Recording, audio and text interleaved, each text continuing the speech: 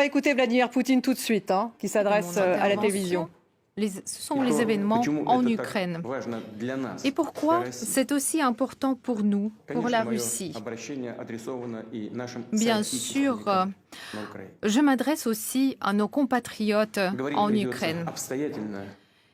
Donc, je voudrais m'adresser à vous de manière très détaillée aujourd'hui et très sérieusement. La situation dans le Donbass est aujourd'hui au point critique. Et aujourd'hui, je m'adresse à vous directement pour donner une estimation de ce qui se passe, mais aussi pour vous informer des décisions que je veux prendre par la suite. Encore une fois, je voudrais répéter que l'Ukraine, ce n'est pas seulement notre voisin, mais c'est également une partie de notre histoire, de notre espace culturel. Ce sont nos proches, nos collègues, ce sont nos amis, mais ce sont aussi les gens de notre famille. Nous avons les liens de sang avec ces personnes. Depuis très longtemps, des habitants des territoires au sud-ouest faisaient partie du même peuple. C'était déjà à l'époque où ces territoires ont rejoint la Russie. Il y a des siècles.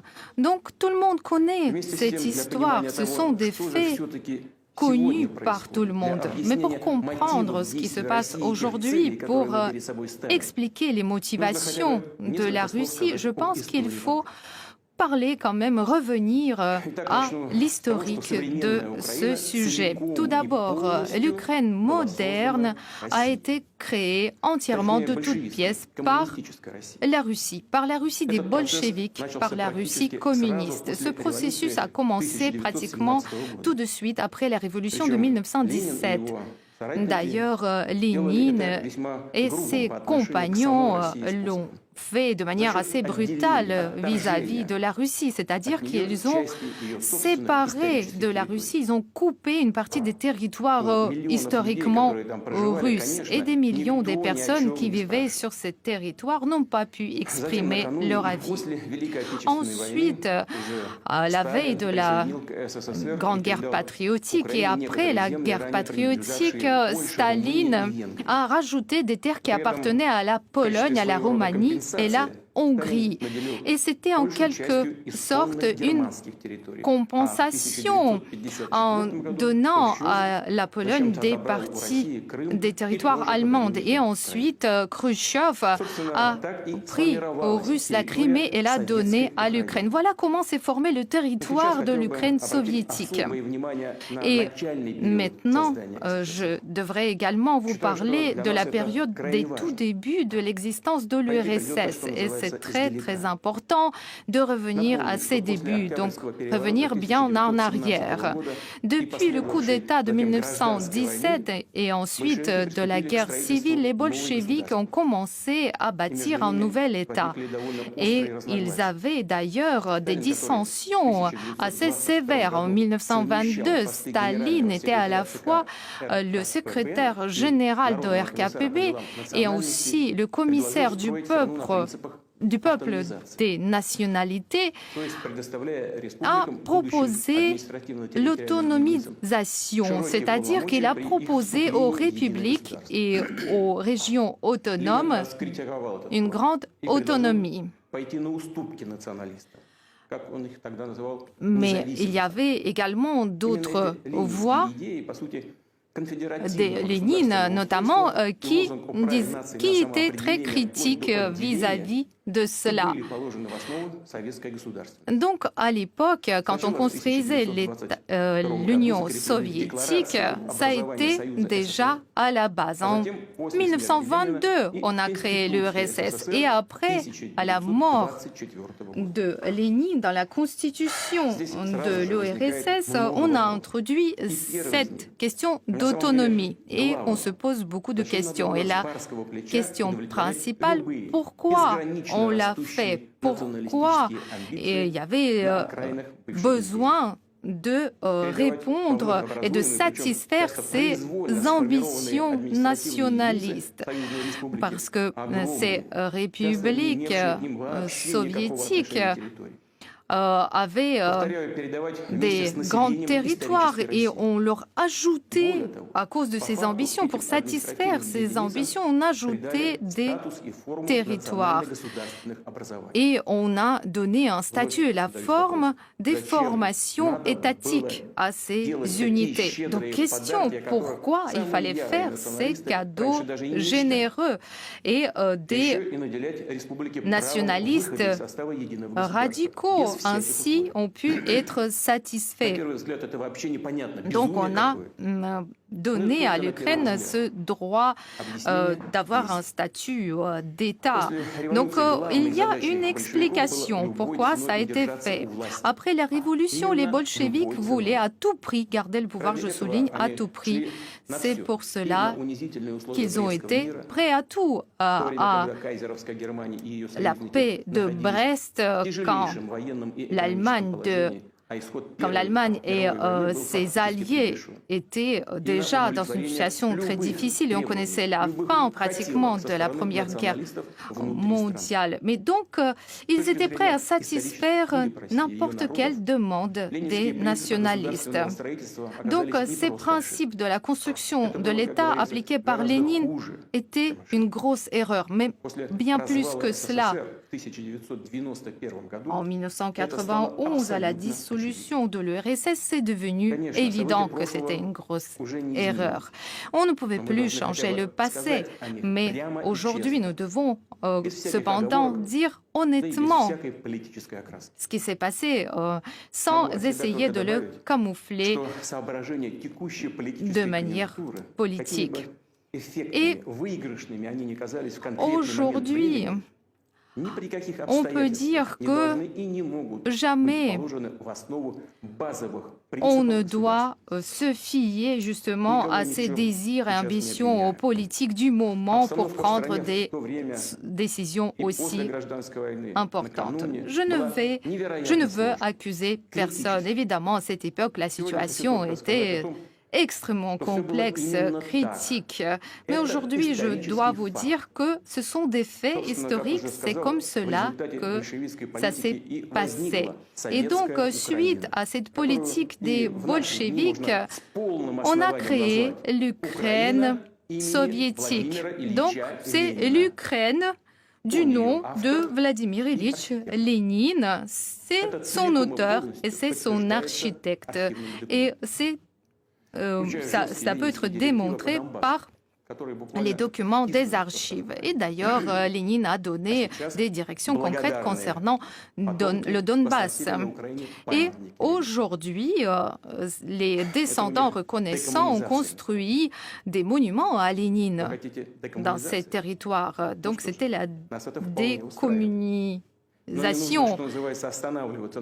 Bien sûr, nous sommes d'accord pour décommuniser, mais il ne faut pas s'arrêter à mi-chemin. Il faut continuer ce processus. Mais je voudrais revenir encore une fois dans l'histoire. En 1922, donc dans l'espace de l'ancien empire russe, on a créé l'Union soviétique, l'URSS. Mais tout de suite, on a vu que c'était très complexe de gérer ce grand territoire, ce territoire amorphe. Et il n'y avait pas le lien avec les traditions. Donc ensuite, il y a eu l'époque de la terreur de Staline, la nationalisation, le système planifié de l'économie. Donc tout cela a mené au fait que les principes qui ont été déclarés de cette construction étatique n'ont pas pu fonctionner. C'est-à-dire que ces républiques n'ont pas pu avoir de vraie souveraineté.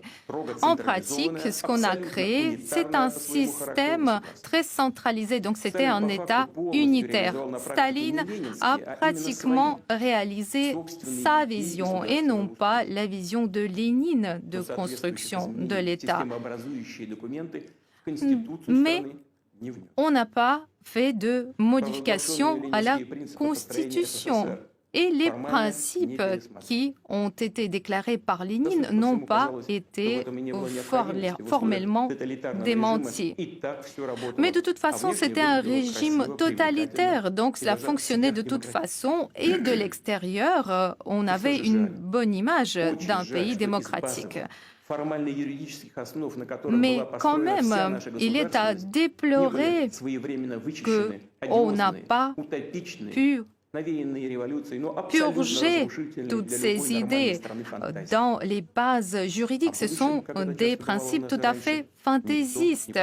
On n'a pas réfléchi à l'avenir, comme d'habitude. Les leaders du Parti communiste étaient persuadés qu'ils avaient réussi à fonder un système de gestion très solide. Ils ont pu régler la question des nationalités. Mais en ce qui concerne les falsifications et les mensonges, il y a toujours un prix à payer. Donc le nationalisme, ce mal, cette maladie a prospecté. Donc c'était une mine qui était posée. Et ensuite, c'est pour cela que l'URSS a échoué, a été démantelé. Donc, depuis les années 80, il y avait de plus en plus d'appétit des petites élites locales. Mais la direction du Parti communiste de l'URSS, au lieu de faire une analyse globale de l'économie, au lieu de transformer le système politique et l'État, ils ont continué à parler du principe de Lénine, de l'autodétermination nationale. Dans le Parti communiste, il y avait des divergences et les différents partis ont commencé à stimuler, au contraire, les différentes visions et idées nationalistes. Donc, c'était des paroles populistes qui parlaient de l'économie, du passage à l'économie du marché, mais personne qui était au pouvoir ne pensait aux conséquences tragiques de ces événements. Et ensuite, on a continué à suivre ce chemin de satisfaire les ambitions nationalistes de ces élites.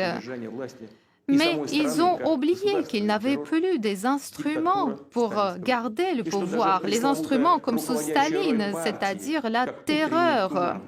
Et puis, ils n'ont pas vu que le rôle du Parti communiste n'était plus le rôle du parti leader. Et voilà, en septembre 1989, lors de la plénière du Parti communiste, on a adopté la plateforme du KPSS, du Parti communiste de l'URSS. Je cite, les républiques de l'Union ont tous les droits des États souverains socialistes.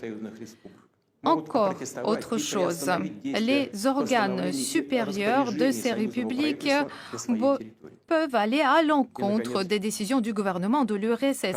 Et encore, chaque république de l'Union a la possibilité de donner la citoyenneté. Les citoyens de cette République ont la citoyenneté de cette République. Voilà les principes.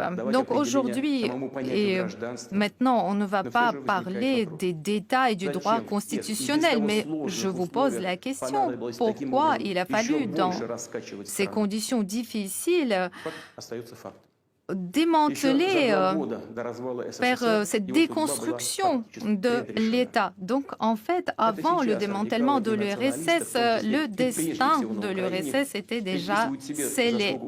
Aujourd'hui, les différentes personnes en Ukraine, notamment, disent que c'est grâce à eux que le pays a gagné l'indépendance. Mais en réalité, ce n'est pas comme ça.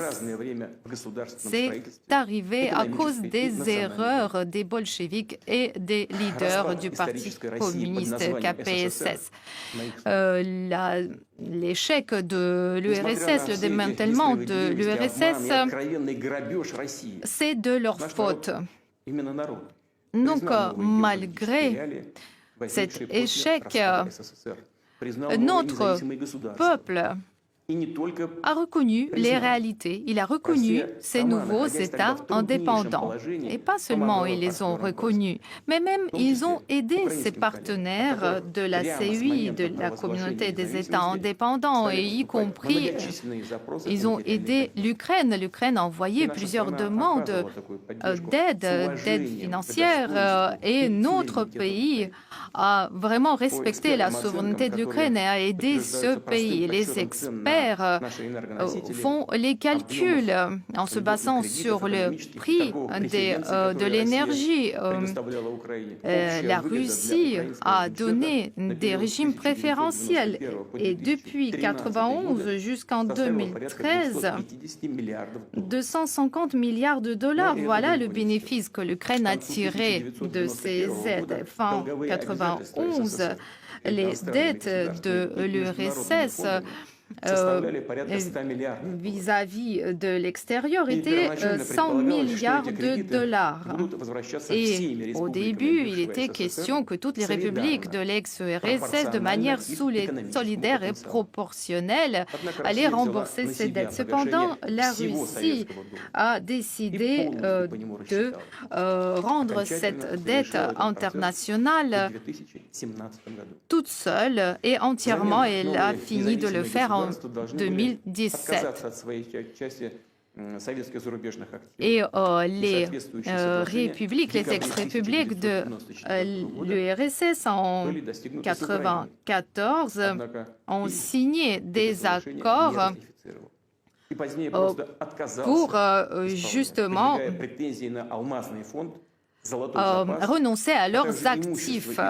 Mais ils ont ensuite refusé, l'Ukraine a refusé de renoncer à ses actifs à l'étranger, notamment en ce qui concerne des fonds de diamants et de devises. Mais malgré tout cela, la Russie a continué à coopérer avec l'Ukraine de manière ouverte et honnête, en respectant ses intérêts. Et on avait beaucoup de partenariats. En 2011, plus de 50 milliards de dollars, ça c'est les volumes des échanges économiques. En 2019, avant la pandémie, nous avions moins de volume d'échanges avec toute l'Union européenne. Cependant, le gouvernement ukrainien faisait tout pour avoir tous les droits dans ses relations avec la Russie, mais ne pas avoir d'engagement. Donc, ce n'était plus du partenariat. C'était au contraire se servir de manière éhontée de tous ces privilèges. Notamment, cela concerne le gaz, tout simplement le vol du gaz. Voilà ce que l'Ukraine faisait. Et on essayait d'utiliser le dialogue avec Moscou dans les relations avec l'Occident, faire du commerce, justement, faire peur du rapprochement, faire peur à l'Occident de se rapprocher de la Russie. Donc, ils ont commencé à construire leur État en réfutant tout ce qui nous unit, en réfutant cette mémoire des générations entières. Il n'est pas étonnant alors qu'on a vu naître la russophobie et le néonazisme. Et cela ressemble aux bandes néo-nazis dans le Caucase du Nord. Évidemment, il y avait aussi des forces extérieures qui ont joué leur rôle, notamment à travers des organisations non gouvernementales en Ukraine. Il est important de souligner que l'Ukraine n'a jamais eu une tradition stable de l'État. Depuis 1991, elle a essayé d'appliquer des modèles extérieurs qui ne se basent pas sur les réalités ukrainiennes. Les institutions politiques et étatiques étaient transformées en fonction des appétits des clans et de leurs intérêts qui n'avaient rien à voir avec les intérêts du peuple. Donc on parlait du choix civilisationnel pro-occidental, mais il ne s'agissait pas de créer de meilleures conditions pour le peuple ukrainien. Il s'agissait de garder pour soi-même des milliards de dollars pour les oligarques, les garder sur des comptes à l'étranger. Et donc, depuis toujours, le gouvernement s'appuyait sur les nationalistes et les radicaux. Et ensuite, il y avait des millions de gens au sud et à l'est qui réclamaient le multilinguisme, par exemple, et les différents politiciens s'appuyaient sur ces personnes et proclamaient leur soutien de l'utilisation des deux langues. Ensuite, dès qu'ils parvenaient à leur poste au gouvernement, oubliaient directement tout cela. Donc, ils oubliaient de renoncer à l'agression et les radicaux étaient de plus en plus arrogants. Ils avaient de plus en plus de réclamations et du coup, pour eux, ce n'était pas compliqué d'année en année, d'imposer leur vision des choses à ce gouvernement, le gouvernement qui était faible. Donc, à la place de leur lutte pour la souveraineté réelle de l'Ukraine, ils poursuivaient des attributs vides de sens. Donc, tout cela, ce n'était qu'un paravent pour, en réalité, se partager le pouvoir entre les différents clans des oligarques. La corruption, c'est un défi, bien sûr, pour beaucoup de pays, pour la Russie aussi, mais en Ukraine, la corruption est à une échelle tout à fait particulière. Elle transperce tout le système de l'État, du pouvoir. Les radicaux ont utilisé ce mécontentement du peuple. En 2014, à Maïdan, on a vu ce coup d'État. D'ailleurs, ces radicaux ont reçu une aide directe de l'étranger.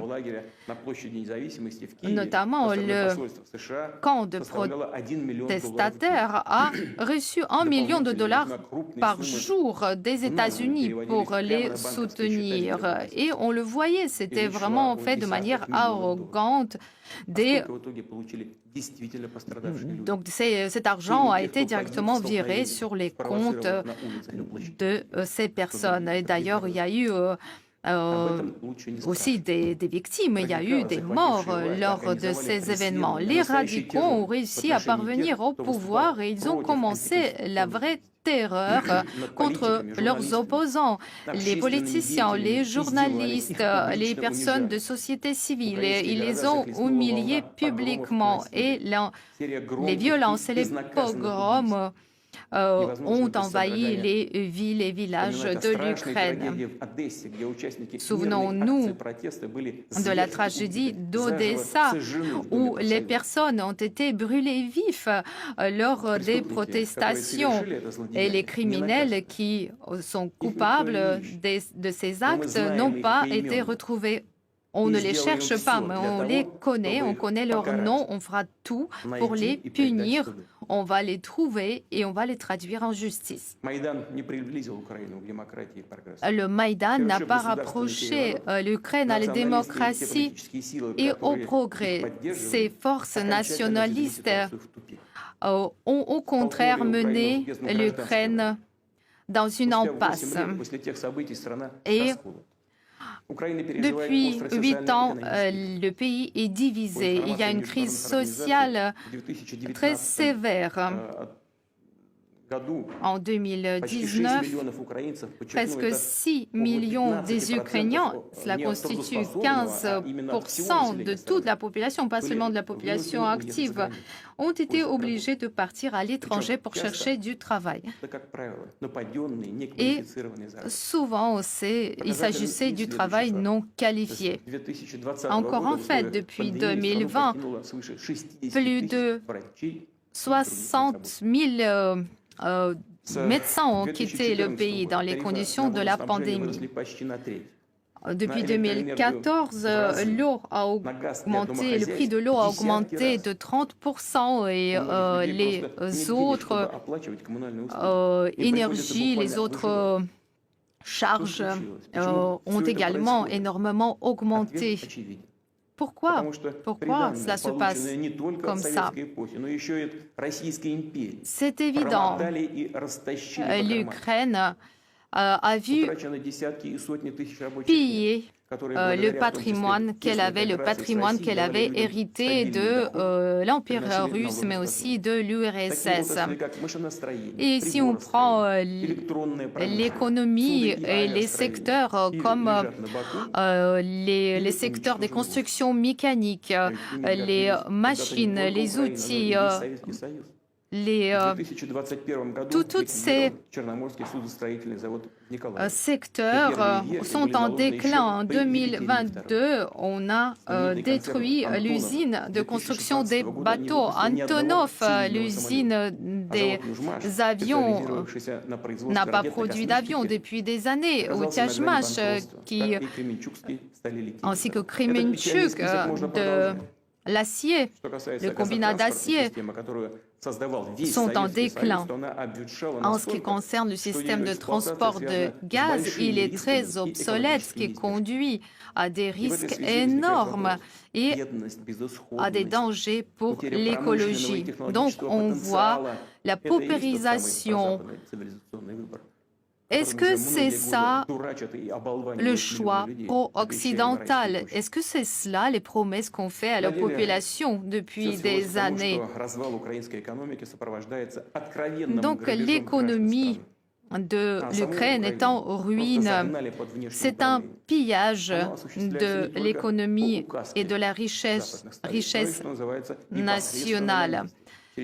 Cela est effectué avec la direction qui vient de l'étranger, des pays extérieurs, mais aussi des forces qui sont à l'intérieur. Donc, grâce aux différentes organisations non gouvernementales, notamment, et à travers les différentes branches de pouvoir, on influence Ukromprom, la poste ukrainienne. Il n'y a rien en Ukraine d'indépendant. Les gouvernements de l'Ukraine ont donné la possibilité aux organisations étrangères d'avoir le voix dans le choix des juges. L'ambassade des États-Unis contrôle directement l'Agence nationale de la lutte contre la corruption. Le bureau anticorruption, le bureau du procureur anticorruption et la Cour suprême anticorruption. Donc, il y a un prétexte, c'est aide à la lutte anticorruption. Mais où est le résultat? La corruption prospère toujours plus qu'avant. Voilà les méthodes de gestion et de gouvernance. Est-ce que les Ukrainiens eux-mêmes comprennent ce qui se passe? En réalité, l'Ukraine est une colonie avec un régime de marionnettes. le pouvoir ukrainien se dit patriote, mais en réalité, ils sont en train de détruire la souveraineté ukrainienne. Ils luttent contre la langue russe et le Parlement, la Rada, continue à adopter de nouvelles lois, notamment prenons la loi contre les peuples autochtones. On a fait comprendre à ces peuples, notamment aux peuples russes, aux Russes qui vivent en Ukraine, que ce sont des étrangers. Ensuite, concernant la langue russe est exclue de la sphère publique, des écoles et même des magasins. Ensuite, les fonctionnaires sont poursuivis s'ils ne sont pas conformes aux règles. Les opposants sont poursuivis. Il n'y a pas de vraie liberté d'expression. On connaît les sanctions occidentales contre certains pays, mais les Ukrainiens ont surpassé leurs collègues occidentaux. Ils ont entrepris des persécutions de leur propre peuple. Ou par exemple, l'Église orthodoxe du patriarcat russe également est réprimée. Et nous avons des décisions et des documents concrets. Cette tragédie de schisme religieux est devenue un instrument de la politique. Par exemple, les demandes du peuple ukrainien de dénoncer les lois qui sont orientées contre les personnes croyantes. Donc, bien au contraire, ces lois sont toujours là et on en prend de nouveaux. Et maintenant, je voudrais parler plus spécifiquement de la Crimée. Le peuple, les citoyens qui vivent en Crimée ont fait leur choix. Ça, c'est tout à fait clair. Les autorités ukrainiennes ne peuvent rien dire. Alors, ils misent sur des radicaux, sur des groupes islamiques de diversion. Ils kidnappent des personnes russes. Nous avons des preuves directes que ces agressions se font avec le soutien de l'étranger. En mars 21, l'Ukraine a adopté une nouvelle stratégie militaire et au cœur de cette stratégie, l'opposition à la Russie et on essaye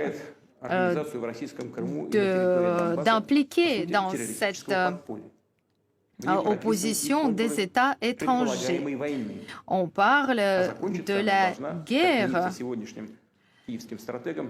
Et d'ailleurs, on prévoit déjà l'issue de cette guerre qui devrait, avec l'aide de la communauté internationale, conduire à la victoire des Ukrainiens.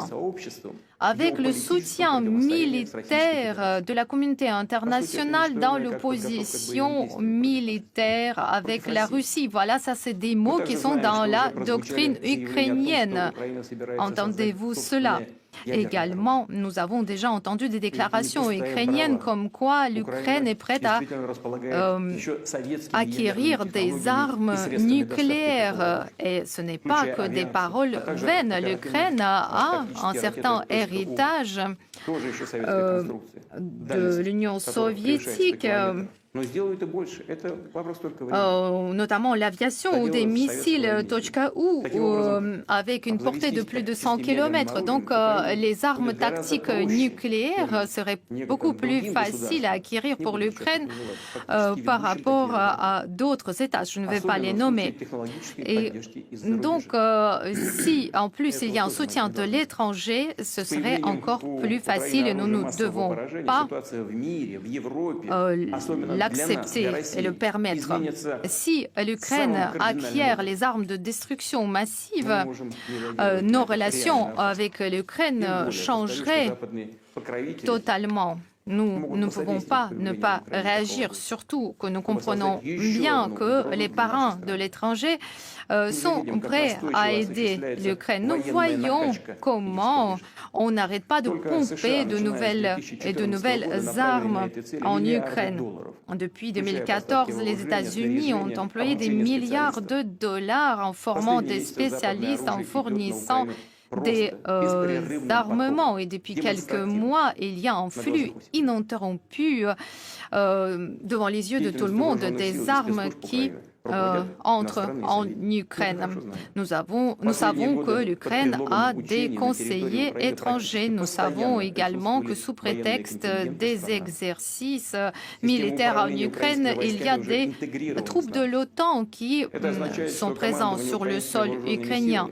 Donc, le commandement des différentes unités ukrainiennes peut être effectué directement de l'état-major de l'OTAN. Donc, ils ont commencé déjà à considérer l'Ukraine comme un théâtre depuis... l'année dernière, il y avait des exercices militaires avec la partition de l'OTAN et il y a une loi ukrainienne qui prévoit la participation à des exercices militaires avec la participation des troupes étrangères. On comprend très bien qu'il s'agit de l'OTAN. Donc ces événements sont un prétexte pour augmenter la présence militaire de l'OTAN sur le territoire de l'Ukraine. Chumoyev, Odessa, Borispol, tous ces aéroports permettront de pouvoir accueillir des